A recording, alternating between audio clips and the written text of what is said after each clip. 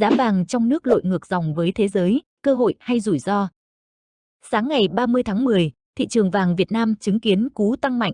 Chỉ sau một đêm, giá vàng miếng và vàng nhẫn đồng loạt tăng từ 2,6 đến 3,6 triệu đồng mỗi lượng, đưa giá bán ra tại nhiều thương hiệu lớn như SJC, Doji, P&J, Bảo Tín Minh Châu lên sát mốc 149 triệu đồng một lượng.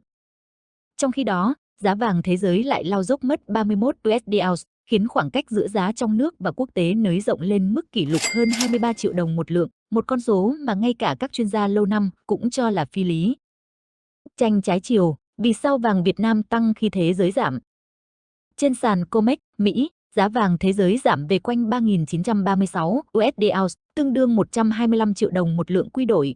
Nguyên nhân chủ yếu là do giới đầu tư quốc tế bán chốt lời trước cuộc họp của Cục Dự trữ Liên bang Mỹ, Fed, trong bối cảnh kỳ vọng Fed sẽ cắt giảm lãi suất 0,25 điểm phần trăm. Theo logic kinh tế, khi lãi suất giảm, vàng, vốn là tài sản không sinh lời, sẽ trở nên hấp dẫn hơn do chi phí cơ hội thấp. Tuy nhiên, diễn biến ngắn hạn lại phức tạp hơn, giới đầu tư thường đi trước kỳ vọng, bán ra để chờ giá thấp hơn, tạo nên biến động mạnh. Tại Việt Nam, tình hình lại hoàn toàn ngược lại. Giá vàng nội địa không đi theo quy luật quốc tế mà chịu tác động chủ yếu từ tâm lý và cung, cầu trong nước. Nguồn cung hạn chế, hoạt động nhập khẩu vàng miếng vẫn bị kiểm soát chặt chẽ, khiến lượng vàng lưu hành ít. Tâm lý tích trữ, khi chứng khoán và bất động sản chưa ổn định, người dân coi vàng là pháo đài an toàn. Kênh đầu tư thay thế yếu, lãi suất tiết kiệm giảm sâu, trong khi các kênh sinh lời khác rủi ro cao. Hệ quả là, chỉ cần một đợt mua vào mạnh, giá vàng trong nước bị đẩy lên rất nhanh, tạo khoảng cách ngày càng xa với giá thế giới. Vàng có thể giảm, đất có thể đóng băng. Bạn đang băn khoăn không biết đầu tư vàng hay đất? Hãy đầu tư vào bất động sản online. Đó chính là các video như bạn đang xem. Nghĩ lớn hành động nhỏ luôn mang thành công đến cho bạn. Bạn nhớ nhé, nghĩ lớn hành động nhỏ. Đừng bỏ ra tiền tỷ làm chi cho đau đầu bạn nha.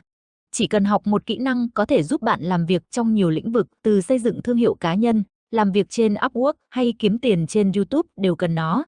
Đó chính là video editing. Bạn có thể sử dụng Velba để tạo video, bạn vẫn cần phải chỉnh sửa lại. Vì vậy, hãy học một kỹ năng có thể giúp bạn làm việc ở mọi lứa tuổi, không kể già trẻ lớn bé. Và bây giờ mới là điều quan trọng, bạn được bonus 1.000 phông chữ để thỏa sức sáng tạo. Hãy nhanh tay nhấn vào đường link bên dưới để được nhận ưu đãi cho 100 người đầu tiên các bạn nha. Một trong những đặc điểm nổi bật của thị trường vàng Việt Nam là sự tách biệt với thị trường quốc tế. Từ sau Nghị định 24/2012 NDCP, việc nhập khẩu vàng nguyên liệu và sản xuất vàng miếng bị hạn chế nghiêm ngặt. Nhà nước nắm độc quyền thông qua SJC, thương hiệu duy nhất được cấp phép dập vàng miếng. Chính điều này khiến thị trường vàng trong nước vận hành gần như khép kín, thiếu yếu tố cạnh tranh và kết nối quốc tế. Hậu quả là, khi cầu tăng, giá bị kéo vọt lên mà không có nguồn cung bù đắp. Khi cầu giảm, giá lại giảm chậm, tạo thế một chiều. Doanh nghiệp và người dân không thể mua vàng với giá sát thực tế thế giới, làm méo mó tín hiệu đầu tư. Khoảng cách 23 triệu đồng một lượng chính là phí cô lập mà người Việt phải trả khi đầu tư vàng trong nước. Những yếu tố toàn cầu đang định hình sóng vàng mới. Theo Hiệp hội Thị trường vàng London, LBME, giá vàng thế giới có thể chạm mốc 4.980 USD ounce vào năm 2026, tức tăng khoảng 25% so với hiện nay. Dự báo này không phải ngẫu nhiên, mà được xây dựng trên 3 động lực lớn đang âm thầm định hình xu hướng giá vàng toàn cầu. Thứ nhất, chính sách lãi suất của Fed. Khi Fed cắt giảm lãi suất, đồng USD suy yếu và nhà đầu tư toàn cầu thường chuyển vốn sang vàng để bảo toàn giá trị. Mỗi lần lãi suất giảm, nhu cầu nắm giữ vàng lại tăng vọt. Thứ hai, dòng tiền khổng lồ từ các ngân hàng trung ương và quỹ ETF. Báo cáo của JP Morgan cho thấy, ước mua trung bình có thể đạt 566 tấn mỗi quý, con số đủ lớn để tạo sức bật cho thị trường vàng trong nhiều năm tới. Thứ ba, bất ổn địa chính trị và gánh nặng nợ công toàn cầu, căng thẳng giữa các cường quốc, chiến sự kéo dài, cùng áp lực nợ quốc gia đang khiến vàng trở lại vị thế nơi trú ẩn an toàn mà con người tin tưởng suốt hàng ngàn năm. Tuy vậy, theo ông David Mer, giám đốc giao dịch kim loại tại High Drive Futures, đà tăng của vàng có thể tạm chững lại trong ngắn hạn khi tâm lý lạc quan về thương mại Mỹ, Trung và đà hồi phục của chứng khoán đang lấn át. Điều đó cho thấy, thị trường vàng toàn cầu đang bước vào giai đoạn tích lũy, như con sóng chuẩn bị nén lại trước khi bung ra chưa phải lúc bứt phá, nhưng cũng không còn yên ả. Với nhà đầu tư Việt Nam, việc vàng nội địa tăng mạnh có thể mang lại lợi nhuận ngắn hạn nếu mua sớm, nhưng cũng ẩn chứa nhiều rủi ro lớn. Giá trong nước bị thổi phồng, khoảng cách 23 triệu đồng một lượng có thể thu hẹp bất kỳ lúc nào nếu thị trường điều chỉnh. Tính thanh khoản thấp, mua ở giá cao, bán lại dễ lỗ nếu giá thế giới phục hồi chậm. Rủi ro chính sách, nếu nhà nước mở nhập khẩu hoặc can thiệp bình ổn, giá nội địa có thể giảm nhanh.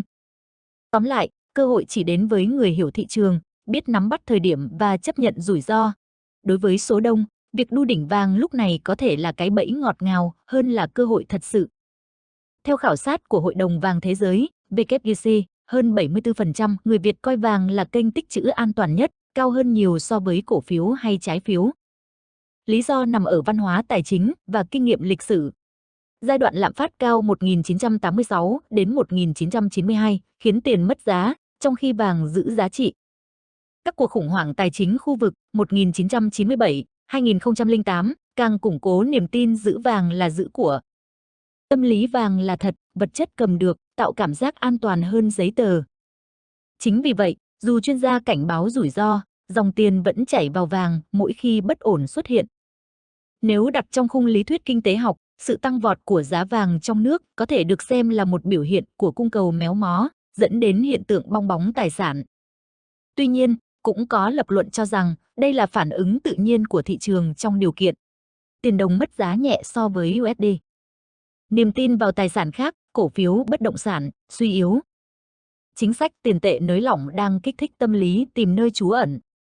Vì thế, vàng tăng không hoàn toàn vô lý, nhưng tốc độ tăng quá nhanh và lệch so với thế giới lại là tín hiệu cần thận trọng. Bài học từ các đợt sóng vàng trước đây. Lịch sử 20 năm qua đã chứng kiến nhiều đợt sốt vàng tại Việt Nam, đặc biệt vào các năm 2008, 2011, 2020 và 2023. Điểm chung của tất cả là giá tăng nhanh do tin đồn hoặc tâm lý hoảng loạn. Sau đó, giảm mạnh hoặc đi ngang dài hạn, khiến nhiều người mắc kẹt vốn. Người thắng thường là nhà đầu tư chuyên nghiệp biết thoát sớm, còn người thua là người mua sau cùng. Vì vậy, bài học quan trọng nhất là đừng để cảm xúc chi phối quyết định tài chính. Vàng, cơ hội hay rủi ro? Câu trả lời, cả hai.